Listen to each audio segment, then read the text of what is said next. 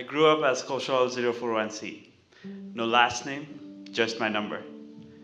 The number has stayed with me forever, even in everyday things like my ATM PIN or my cell phone passcode. We were given that number in my high school, and it replaced our last name. It was a residential school built by the British government to cut across all class, caste, and ethnic boundaries. In Nepal, your last name determines your caste and your ethnicity. I never realized the importance of those numbers back in school, though. It was only during our first ever introduction session in college I realized that my friends were different. They had a sense of pride in calling their last name. Amrit Vusal, Saurabh Bastola, as I can remember some. On my turn, I said, "Hello, my name is Kaushal." The professor asked, "Kaushal what?" I got blanked. I said, Kaushal Sapkota. And it felt so weird to call my last name for the first time. The struggle to find my identity has persisted even after moving to America. I always thought America was an individualistic nation. To my surprise, the first few questions that I got after coming to America were to do with my nationality. Some bothered to ask which country I belonged to, and that made me feel really happy. But there were more people who assumed I was from India. Which part of India are you from?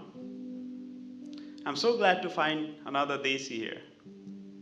And I got those statements in most unlikely places like the diversity dinner here on campus or an immigration desk at the Los Angeles airport. Please don't get me wrong, I have nothing against India or my friends from India. In fact, my dad and mom were born in India. My grandfather served the Indian Army, and I grew up loving Bollywood films. But if being called an Indian disappoints me, thinking about me as just Nepali bothers me equally. Nepal is known for culture, mountain, and tourism. And my city is also called the City of Thousand Temples. And with over 100 ethnic communities, I hardly would say that there's a week without festivals. But I don't celebrate them at all. I mean, I go to Imran's house to eat biryani at the end of Ramadan.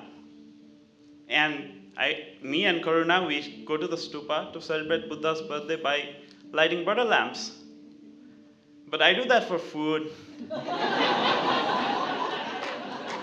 Or just to add a picture to my photo collection.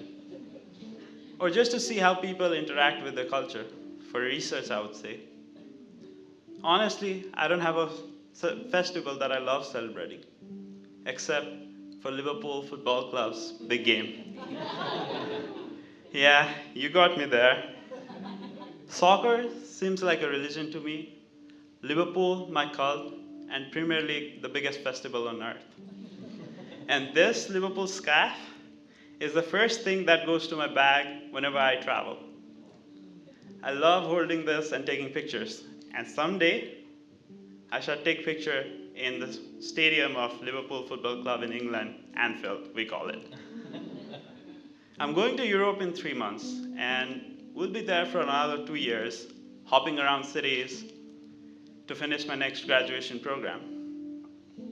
And I know that the Krems city in Austria is beautiful, and there's a group of soccer fans, football fans, waiting for me there.